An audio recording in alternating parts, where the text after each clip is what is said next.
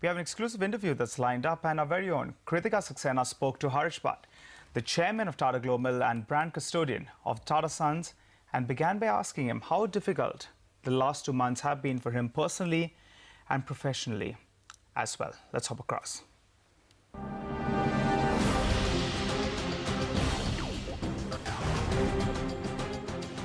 It has been a difficult time, Kritika. There's no gainsaying that. But like many of my colleagues in the Tata Group, I am a professional, and the one thing I have borne steadily in my mind is that I should do what is right for the institution, and I should do what is right for all the stakeholders of our institution, including shareholders of our operating companies who have invested their monies in our operating companies. When you get that kind of clarity in your mind that the institution matters and this is not about people, this is about the institution, then I think it gives you tremendous energy and focus on what you should do and what you should not do.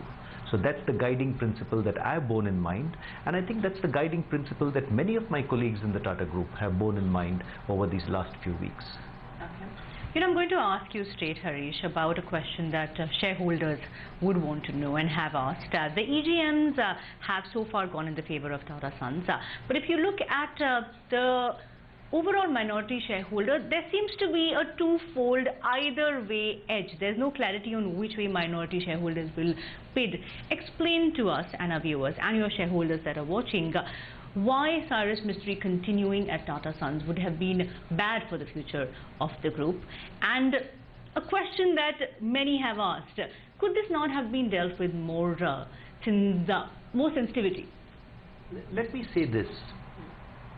To begin with, I want to say that Tata Sons promoted companies, the operating companies where EGMs are being held, where Tata Sons has significant stakes, I believe that the interests of Tata Sons as the primary promoter and the interests of all our minority shareholders are absolutely aligned to each other.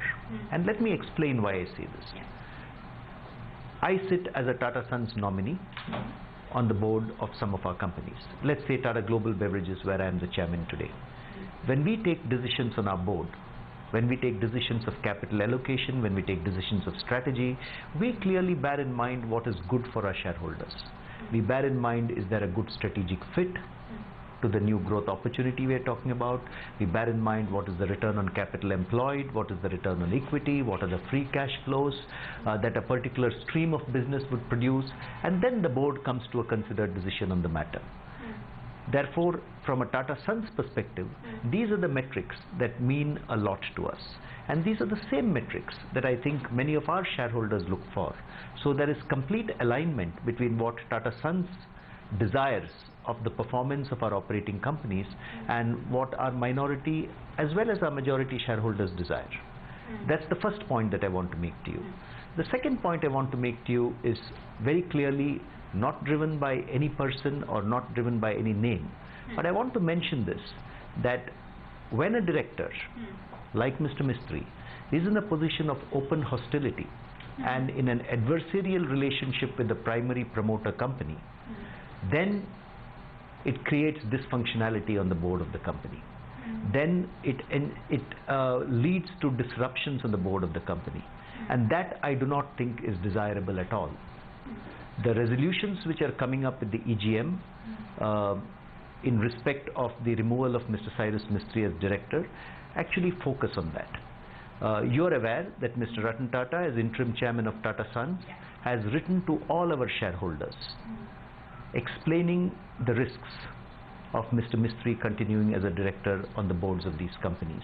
You are also aware that Tata Sons, as recent as last week, has released a more detailed appeal to all our shareholders. So on why we would request them to vote in favor of this resolution for the removal of Mr. Mistry.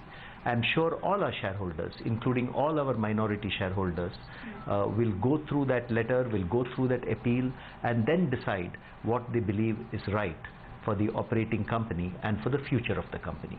As far as Tata Sons is concerned, we would want to see strong growth in all our companies, strong profitable growth in all our companies, which yield the best possible value to all our shareholders in the future. That's very, very clearly the focus of Tata Sons insofar as our performing companies are concerned.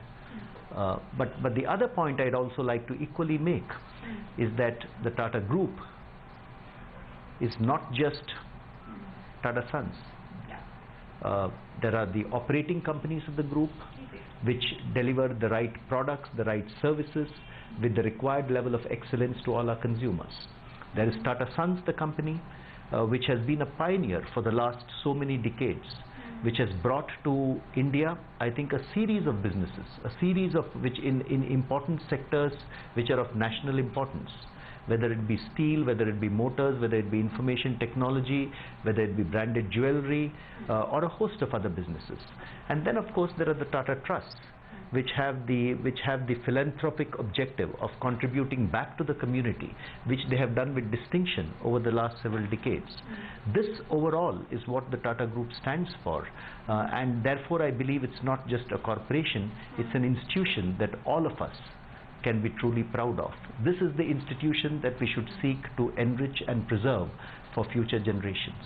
Okay, I'm glad you said that.